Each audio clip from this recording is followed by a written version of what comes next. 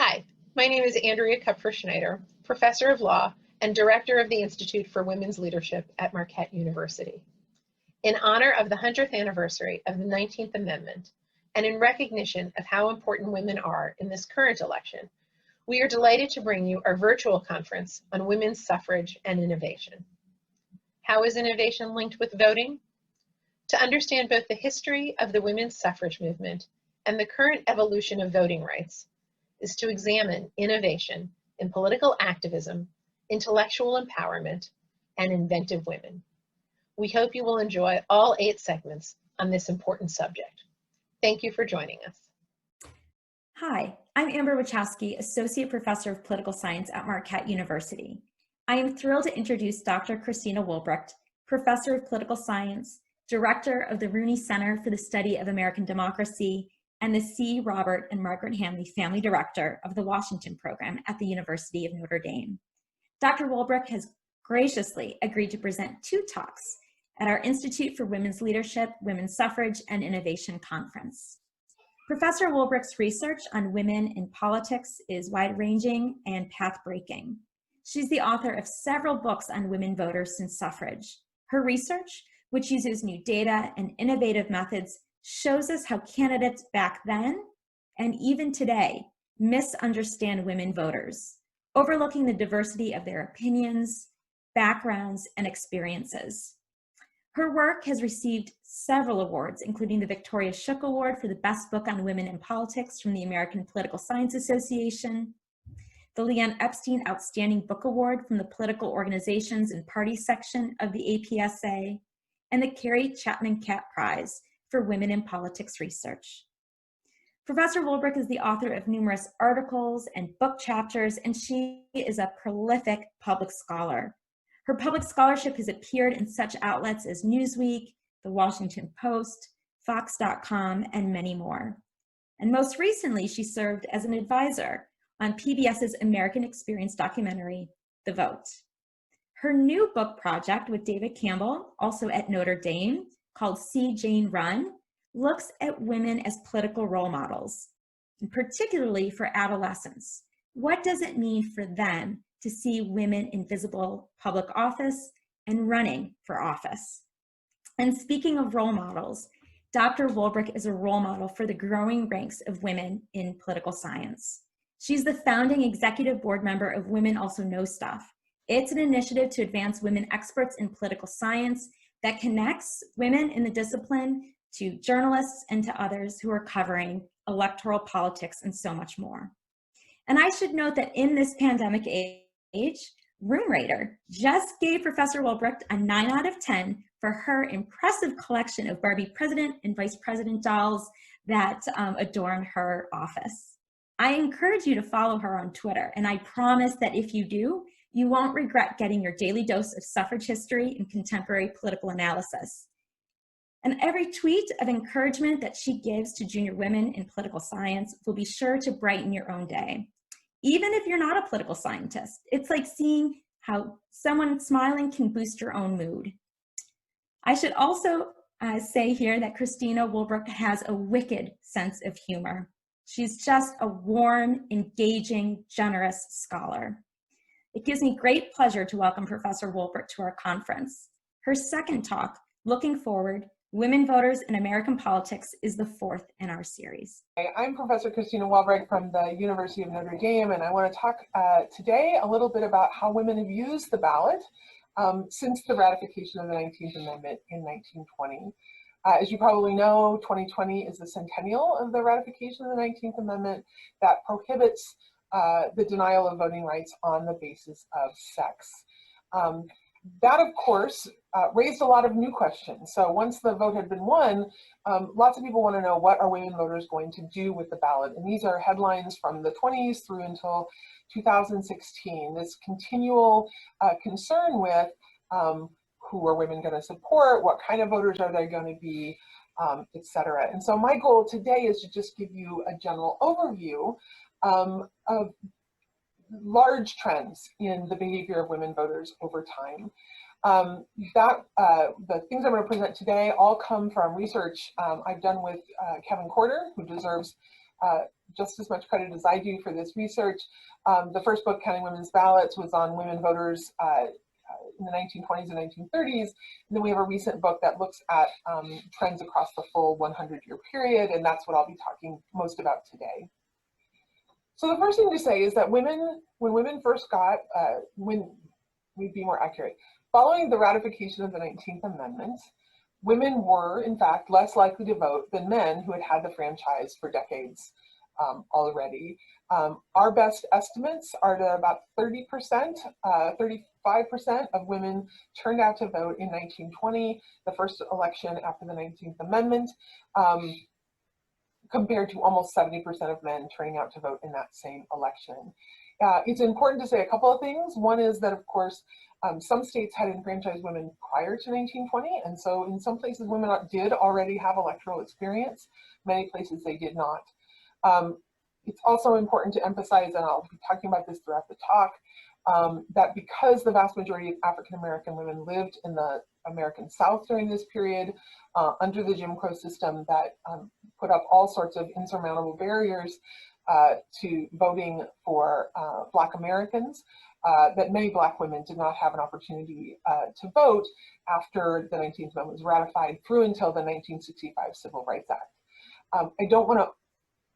I want to say that that's true. It's entirely true.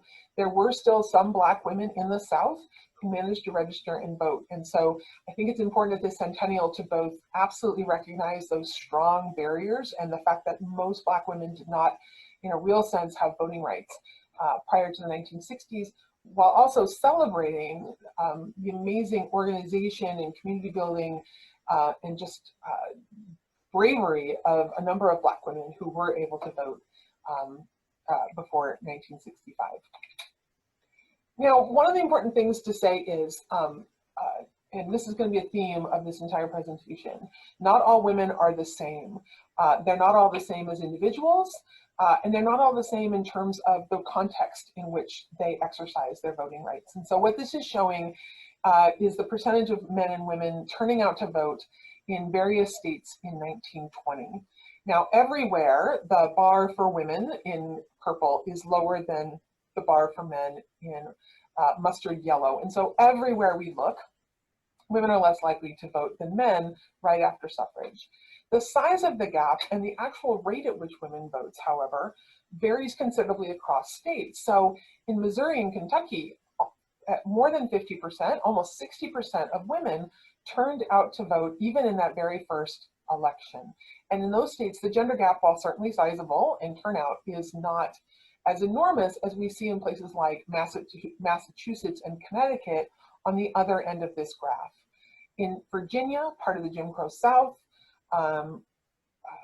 fewer than 10% of women turned out to vote in Virginia in 1920. The numbers for men are higher, although certainly not a hugely impressive number of men were voting either. The South during this period is just a generally an anti-democratic, authoritarian political system that discourages mass turnout and mass voting in general. Over time, that gap in turnout between men and women narrows and closes. And so that by 1980, which I'm showing here, turnout rates in presidential elections from 1980 through 2016, is the first time in which a higher percentage of women turn out to vote than do men. And as you can see, that gap has persisted and even grown over time. Now, the gap had gotten pretty small in the 2 decades before 1980. Men still had a slight advantage, but it was slight. There are, however, actually more women in the eligible electorate than there are men. This is mostly because women on average live longer than men. And so by 1964, even though there was a slightly lower percentage of women, there were actually more women voting in presidential elections than there were men voting in presidential elections, simply because that slightly lower percentage was taken out of a much bigger slice of the population. Where we are today, and again, keeping up that theme that women and male voters are, of course, incredibly diverse on lots of different dimensions. First thing I want you to notice is that this is showing turnout for women in purple and men in mustard, for whites, blacks, other racial groups that aren't Hispanic, and then finally for Hispanic voters. First of all, the differences in turnout across racial groups are for the most part bigger than any gender difference that we see. And so there are lots of factors that affect the likelihood that someone's going to turn out to vote. Gender is one of them, but by no means is it the only one or even the most important one. I want you to notice at the same time that women are more likely to turn out to vote than are men in each of these racial and ethnic groups. Race and ethnicity matters enormously, but gender does as well. Finally, I want to draw attention to the particularly high turnout of Black women. Black women turn out at rates that not only exceed the rates of turnout among Black men, but also of white men. And the only people who beat them, sometimes barely, it's very close, in terms of turnout, are white women. What's interesting about this, among many things, is that many of our common assumptions and findings about turnout in the United States emphasize access to resources. So people have access to more education, to more financial resources, to broader or more professional social networks. We know all those things increase the likelihood that you're going to turn out to vote. While Black women now achieve extraordinarily high levels of educational attainment, they still fall behind in some of those resources we traditionally associate with women voting. They're on average poorer, more likely to be in single parent households, etc. The fact that Black women still turn out to vote at such exceptional rates, in fact, challenges our traditional ways of thinking about turnout. Mostly sort of individual, who am I, what resources do I have, that I can sort of turn into an ability to vote.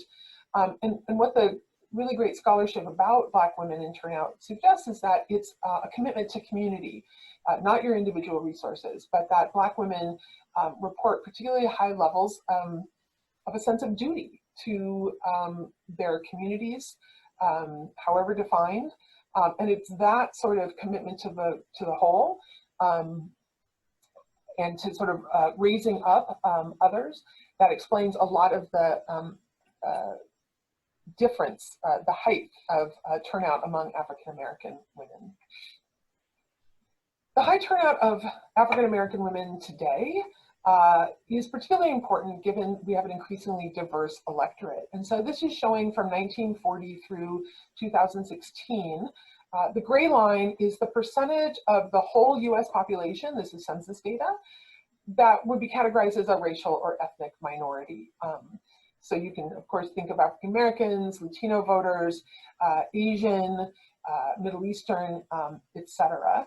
And what you can see is that, of course, our country is becoming increasingly diverse over time. So only about 10% of the whole US population was considered a racial or ethnic minority in 1940. We're approaching 30% as we move into 2020. The other two lines, purple again for women, mustard for men, show the percent of each electorate. So what percentage of women voters were racial or ethnic minorities in each of these years? What percentage of all the men who voted were racial and ethnic minorities in each of these years? The first thing, of course, to emphasize is that prior to 1965, we're going to see that the electorate is far less racially diverse than the active electorate than the population is, right? And this is Jim Crow in the South and all other forms of discrimination and bias that keep Black voters in particular, but other racial groups as well, away from polling places during this period. That's going to change over time as both Black women and Black men are increasingly able to enter the electorate. And you can see again there at the end, Black women now turning out at such rates that they make up something more similar, the racial and ethnic minority women make up something similar in the electorate as their place in the US population. Now, we talked about turnout. Let's also talk about how or who women vote for. I'm going to once again pull us back to 1920. It does not say on this graph, and I regret that, but this is vote choice in 1920. Women in purple, men in in gold, and it's the percent Republican. So the higher the bar, the more likely that group was to vote for the Republican Party. 1920 was a Republican landslide, and you can see that across most of the states that we're looking at here.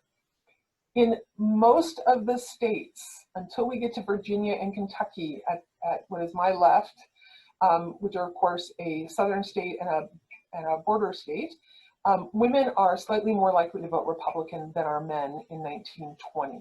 In most cases, you see those bars, that's sort of a measure of how confident we can be in these estimates, just like polls are estimates, these are estimates as well.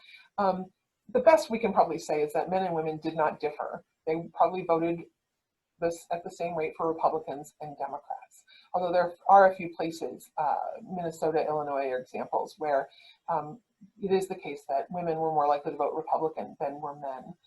The flip of that is Virginia and Kentucky, where actually Democrats have a slight advantage among women in those states where, not coincidentally, the Democratic Party tended to be more powerful. Overall, what we see before about 1964 is a very slight advantage for the Republican Party among women. That's not going to last for too long. And I should say that slight Republican advantage in the decades immediately following suffrage, so the 20s, 30s, 40s, and 50s, is not just a characteristic of American elections, but it's something we see around the world. It's often referred to as the traditional voting gap, in which early women who voted tended to favor center-right parties. In the United States, that would be the Republicans. In other parts of the world, that would be other political parties. That has also changed, and what we have now is often referred to cross-nationally as the modern gender gap. This graph is showing you what happens if you take the percent women voting for the Democratic Party and you subtract the percent of men who are voting for the Democratic Party. You get what has become known as the gender gap. This is a term that literally did not exist prior to the 1980 election, and that was invented by feminist activists who were emphasizing the political influence and power that women had.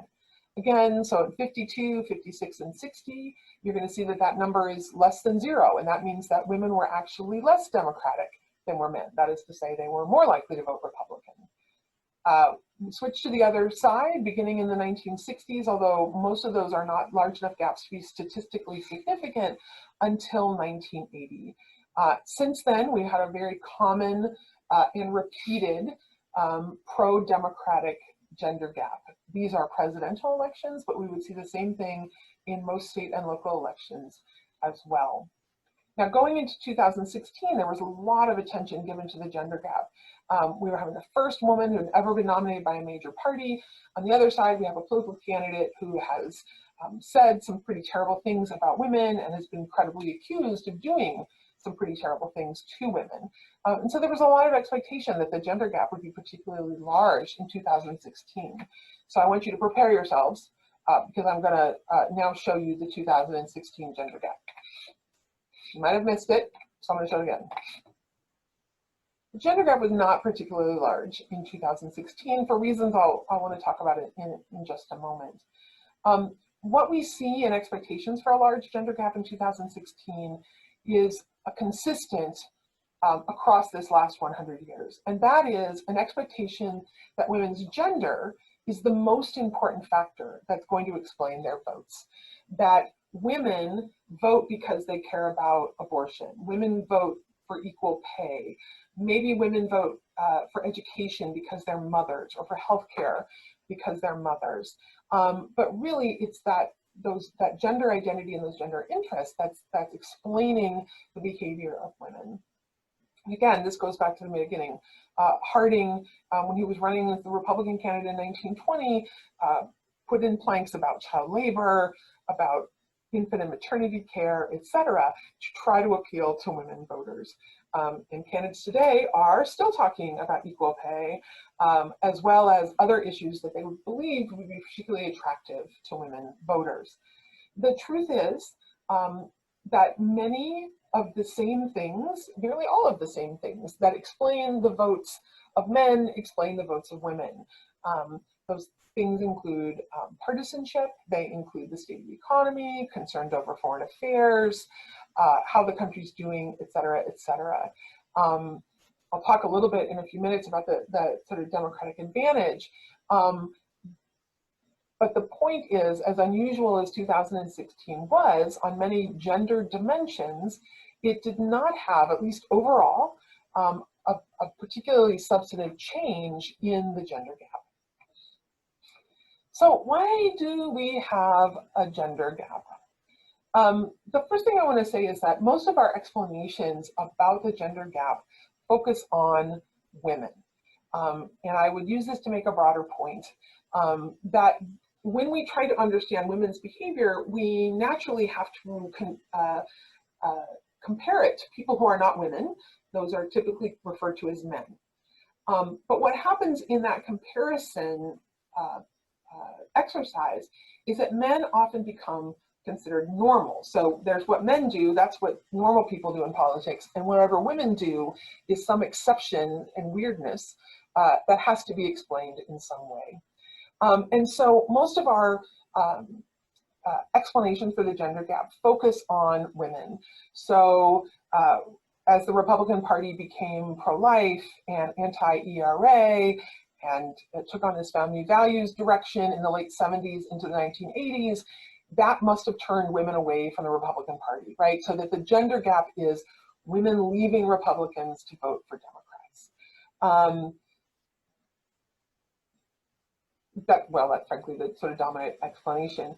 The first thing to say about that is that the gender gap is not so much caused by women leaving the Democratic Party as by men, women seeking out the Democratic Party as by men leaving the Democratic Party. So what I want you to see in this graph is these are percentage of men, again in mustard and women in purple, who say, if you ask them, do you consider yourself to be a member, do you identify with the Democratic Party? Nice and high here in 1964, a blowout election for the Democratic Party. And what we see over time from 64 is this sort of long period and a decline in democratic identification amongst both men and women. As is generally true, men and women move in the same way in these sorts of trends. Both men and women supported the Democrats during the New Deal. Both men and women supported, many men and women supported Reagan in 1980, because it turns out that men and women are quite similar in many of their interests and concerns. Nonetheless, the fallout among men is sharper than the fallout among women. And so the gap really comes from the fact that so many more men are no longer thinking of themselves as Democrats. We're getting a decline among women as well, but not nearly as sharply. And it's going to sort of stabilize over time. A lot of this story is the story of white Southern men and white ethnic men, who, as in the 1960s, the Democratic Party becomes an advocate for civil rights, eventually an advocate for the environment, and then an advocate for women's rights and other issues. We had this huge realignment in the South where many white Southerners, male and female, decide that they no longer can support the Democratic Party and they come to see themselves as Republicans. As well as among sort of white working class Americans who stayed largely Democratic, but we also have a change there, again, largely driven by men. Why then didn't women leave the Democratic Party to the extent that men do? Why do we have this gender gap that persists over such a long period of time? It's common, as I suggested, to look at women's issues, that because this is when the party split on these sorts of issues, that it's women seeking out the Democratic Party as an advocate for women. So specifically things like the Equal Rights Amendment and abortion rights. The reality there is also more complex. There's not a lot of good evidence that the gender gap is caused by specifically women's issues like abortion, equal pay, etc. Rather, where men and women differ is on what we would call social welfare attitudes, whether they support more government spending on the poor, spending for education, spending for healthcare, a social safety net in general. And since the 1960s, women have been slightly, not dramatically, but slightly more likely to support those sorts of positions for an expanded government. Why might that be? First thing to say is it's important that this happens right in this period because the parties, with Johnson's Great Society programs, as well as a result of the Civil Rights Movement and the Civil Rights Acts, are becoming more distinguished on these two issues, right? The Republican Party is becoming the party of anti-regulation and small government. Democrats are increasingly, they already were split on this, but increasingly the party identified with government action in all sorts of fields and on all sorts of issues.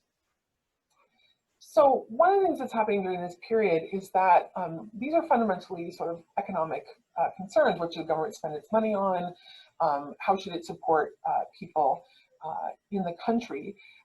Women are increasingly entering the workforce in the 1960s and 1970s. It's important to say that Black women and poor women have been working outside of the home since long before the suffrage was ratified in 1920. But increasingly, working outside the home is not just something poor women and Black women do, but it is something that women of all racial, social, and economic groups are participating in. That has two different consequences for women. One is that it actually, I should say, that along with changes in family structure, rising divorce, delayed marriage, these sorts of changes to what families look like, increasingly makes women vulnerable. If you cannot necessarily depend on a husband to stay, if you are now depending on your own income, but women don't get paid as well, and women are maybe subject to sexual harassment. As the last hired, they might be the first fired.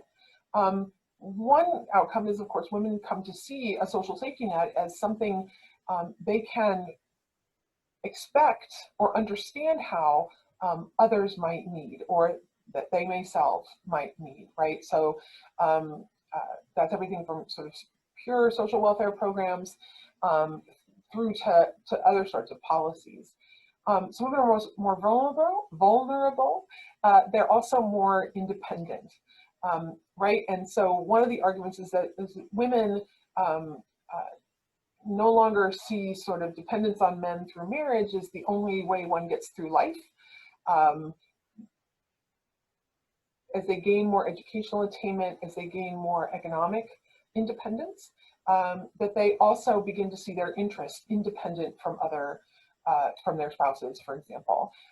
So one, of course, may still think it's in your own best interest if your spouse retains his job, but might also be able to imagine issues on which you sense an independent interest, and that might lead you to vote differently than similar men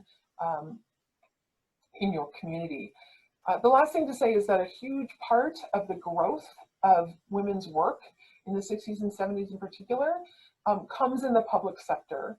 Women enter as school teachers, public school teachers, as nurses, as social workers, as clerks in government agencies, etc. And so in a purely economic sense, there are more women, or a larger percentage of women, owe their employment and their economic security to jobs that are paid by the state. And we might expect that also to be a factor in women favoring a party that is tended to want to pay teachers more, expand healthcare, et cetera, et cetera. Now, saying that women are more democratic than men, more likely to vote Democratic than men, is not to say by any means that all women vote Democratic. And this is again pushing that theme of the diversity of women voters. This is just showing from 1952 to 2016 the percentage of Black women in purple and white women in mustard who voted for the Republican presidential candidate.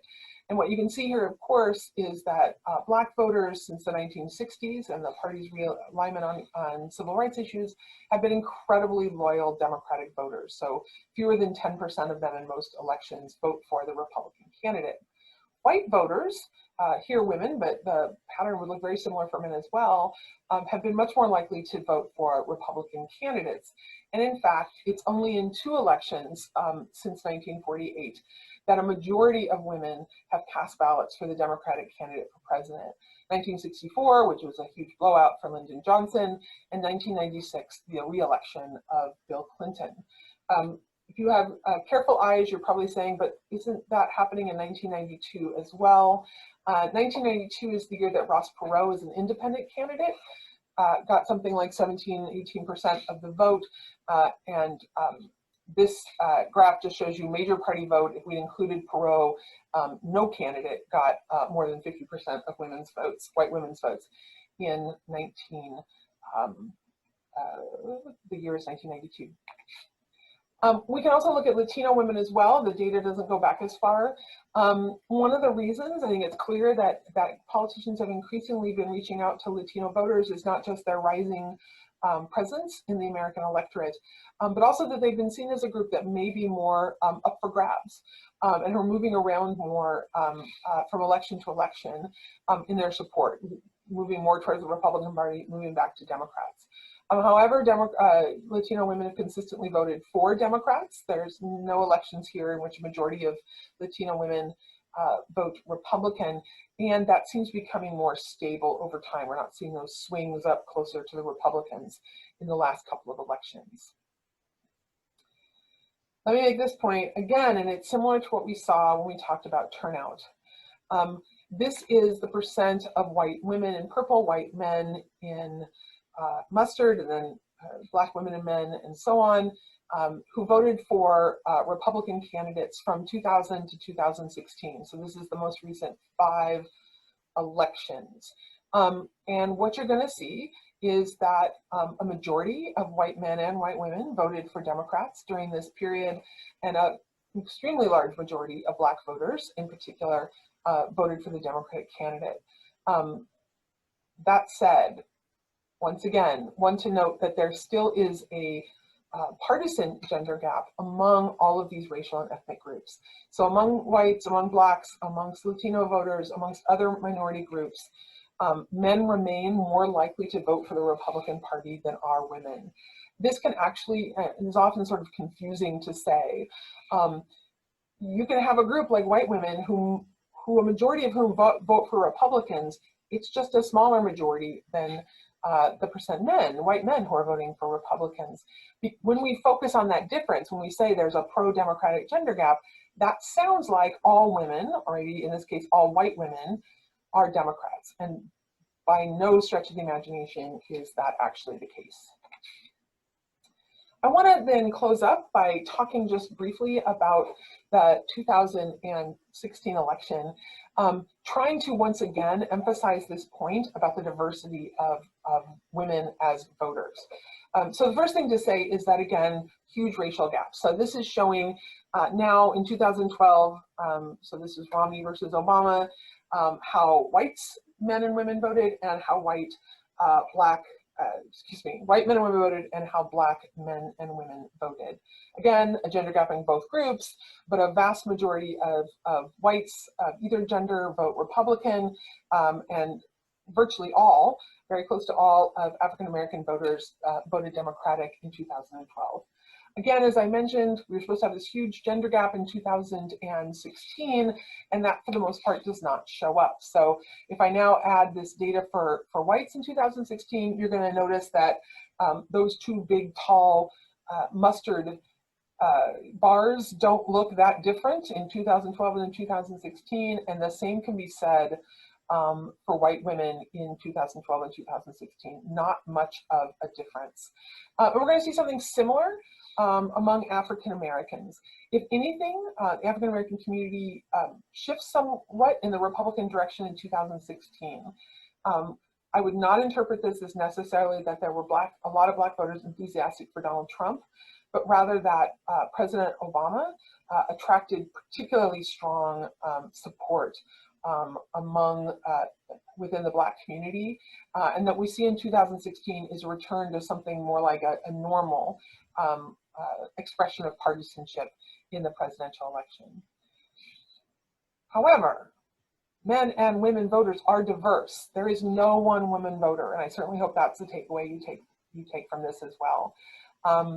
So we've seen that there are enormous racial differences, but it looks like within those differences, particularly among whites, there's not a lot happening between 2012 and the election of Donald Trump in 2016. But I want to complicate that as well. This is again showing the percent of voters voting Republican. In this case, we're going to look at white voters, and we're going to look at white voters in terms of educational attainment. Again, men in mustard, women in purple. Majority of white voters without a college degree voted for Mitt Romney in 2012, and a smaller percentage, although in most cases also a majority, of white voters with a college degree voted for Mitt Romney in 2012. So there's a difference between those who don't have a college degree and those who do in their partisanship. And what we're seeing over time is that that difference is becoming only larger and more impactful. So when we look at whites overall, it looked like there weren't many changes between 2012 and 2016. I want to suggest we have a slightly different view if we then look at what happens when we look closely at college attainment. So what you first see is that in 2016, white voters without a college degree become more likely to vote Republican. We can see this among men, but where we see it most dramatically is among white women without a college degree. This is a fairly sizable swing towards the Republican Party. We've seen so many stories in the last 4 years where working class men in diners are being interviewed about how they feel about Donald Trump. I think this data tells us we should be talking to those working class waitresses instead, because that's where a lot of the shift was. So it's not that all women didn't shift, it's that we only see shifts among particular women, and in this case, a pretty large shift towards the Republican Party among white women without a college degree. We're going to see the opposite when we look at those with a college degree. Again, white men with a college degree became slightly less likely to vote Republican in 2016, so they moved towards the Democratic Party. Among white women with a college degree, we find a much bigger sort of shift between these two elections, where white women with a college degree move even farther towards the Democratic Party and away from the Republican Party and Donald Trump. So when we think about movement, when we think about where gender matters, it almost never matters on its own, but it always matters and is politically consequential in interaction with other dimensions. In this graph alone, we're seeing the impact of both race and education as well. So there is movement going on for Donald Trump to win in 2020. He certainly needs to keep these white women without a college degree, and he needs some hope of winning back some of the white women to the Republican Party, winning back some of the white women with a college degree. And with that, I'm going to conclude. Thank you for your attention, and I hope this has been helpful for understanding women voters today. On behalf of the entire Planning Committee, I'd like to thank you for joining us today.